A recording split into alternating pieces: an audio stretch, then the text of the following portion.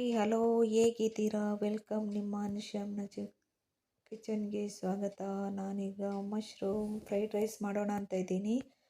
ಅದಕ್ಕೆ ನೋಡಿ ಬೇಕಾಗಿರುವಂಥ ಮಶ್ರೂಮು, ಬೀನ್ಸು, ಕ್ಯಾರೆಟು, ಹಸಿರು ಮೆಣಸಿನ್ಕಾಯಿ ಎಲ್ಲ ತಗೊಂಡಿದ್ದೇನೆ.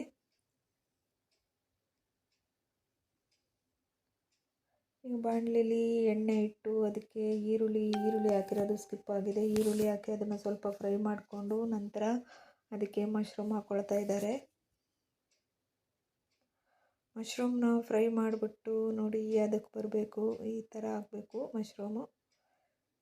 ಈ ಥರ ಆದಮೇಲೆ ಇದಕ್ಕೆ ಒಂದೊಂದೇ ಹೆಚ್ಚಿಟ್ಟುಕೊಂಡಿರೋ ತರಕಾರಿಗಳನ್ನು ಹಾಕಿ ಫ್ರೈ ಮಾಡ್ಕೊಳ್ತಾರೆ.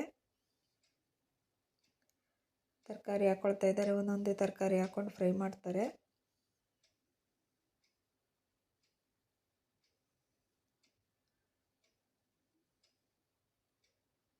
ಫ್ರೆಂಡ್ಸ್, ಯಾವಾಗಲೂ ಒಂದೇ ರೀತಿ ತಿಂದು ಬೋರ್ ಆಗಿರುತ್ತಲ್ಲ ಫ್ರೈಡ್ ರೈಸು. ಅದಕ್ಕೆ ನಾವೀಗ ಸ್ಪೆಷಲಾಗಿ ಮಶ್ರೂಮ್ ಹಾಕ್ಬಿಟ್ಟು ಫ್ರೈಡ್ ರೈಸ್ ಮಾಡ್ತಾಯಿದ್ದೀವಿ. ಮಶ್ರೂಮ್ ಎಗ್ ಎಲ್ಲ ಹಾಕಿ ಫ್ರೈಡ್ ರೈಸ್ ಮಾಡೋದು. ನೋಡಿ ಇದನ್ನೆಲ್ಲ ಫ್ರೈ ಮಾಡ್ಕೊಳ್ತಾ ಇದ್ದಾರೆ. ಇದಕ್ಕೆ ಸೋಯಾ ಸಾಸ್ ಹಾಕಿರೋದು ಸ್ಕಿಪ್ ಆಗಿದೆ, ಸೋಯಾ ಸಾಸ್ ಹಾಕಿದ್ದಾರೆ.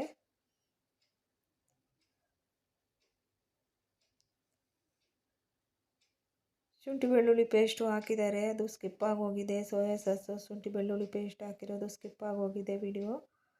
ನೋಡಿ ಈಗ ಇದಕ್ಕೆ ಹಳದಿ ಪೌಡರು, ಗರಂ ಮಸಾಲೆ, ಧನಿಯಾ ಪೌಡರ್ ಎಲ್ಲ ಹಾಕಿ ಎಲ್ಲ ಒಂದು ಮಿಕ್ಸ್ ಕೊಡ್ತಾರೆ.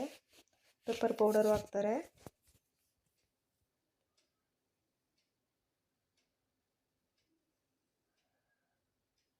ಒಂದು ಮಿಕ್ಸ್ ಕೊಟ್ಬಿಟ್ಟು ಇದಕ್ಕೆ 2 ಮೊಟ್ಟೆ ಒಡೆದಾಕ್ತಾರೆ.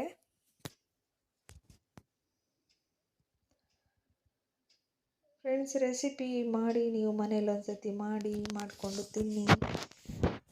ಟೇಸ್ಟ್ ಹೇಗೆ ಬಂತು ಅಂತೇಳ್ಬಿಟ್ಟು ನನಗೆ ಕಮೆಂಟ್ ಹಾಕಿ. ಹಾಗೆ ಚಾನಲ್ನ ಸಬ್ಸ್ಕ್ರೈಬ್ ಮಾಡ್ಕೊಳ್ಳೋದು ಮಾತ್ರ ಮರಿಬೇಡಿ ಫ್ರೆಂಡ್ಸ್.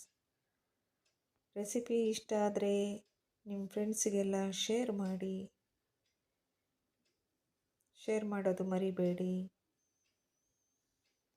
ಸೂಪರಾಗಿ ಬಂದಿತ್ತು, ನಮಗಂತೂ ಸೂಪರಾಗಿತ್ತು. ನೋಡಿ ನೀವು ಒಮ್ಮೆ ಮಾಡ್ಕೊಳ್ಳಿ. ಈ ಥರ ಯಾವ ರೀತಿ ಬರುತ್ತೆ ಅಂತ ಹೇಳಿ.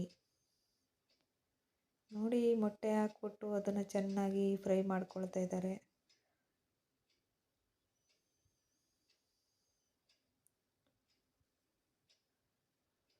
ಆಲ್ಮೋಸ್ಟ್ ಫ್ರೈಡ್ ರೈಸ್ ಎಲ್ಲ ಮಾಡೋದು ಸಣ್ಣ ತರಕಾರಿ ಹೆಚ್ಚಿ ಮಾಡ್ತಾರಲ್ಲ, ಆ ರೀತಿ ಮಾಡಲಿಲ್ಲ ನಾವು ಇವತ್ತು. ನೋಡೋಣ ಹೇಗಿರುತ್ತೆ ಟೇಸ್ಟು ಅಂತ ಹೇಳ್ಬಿಟ್ಟು ದೊಡ್ಡದಾಗಿ ಕಟ್ ಮಾಡಿಬಿಟ್ಟು ತರಕಾರಿ ಎಲ್ಲ ಹಾಕಿದ್ವಿ. ಸೂಪರಾಗಿ ಬಂದಿತ್ತು ಮಾತ್ರ.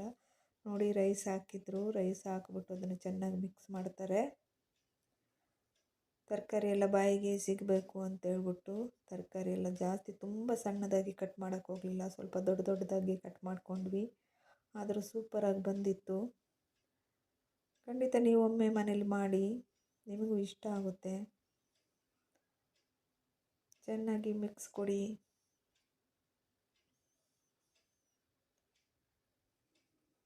ಈ ಮಿಕ್ಸ್ ಎಲ್ಲ ಆಯಿತು. ಇದು ಎಲ್ಲ ಮಿಕ್ಸ್ ಮಾಡಿದರು. ನೋಡಿ ಈಗ ಕಡೆಯದಾಗಿ ಇದಕ್ಕೆ ಕೊತ್ತಂಬರಿ ಸೊಪ್ಪನ್ನು ಸೇರಿಸ್ತಾ ಇದ್ದಾರೆ. ಸೂಪರಾಗಿ ಬಂದಿತ್ತು, ನನಗಂತೂ ತುಂಬ ಇಷ್ಟ ಆಯಿತು.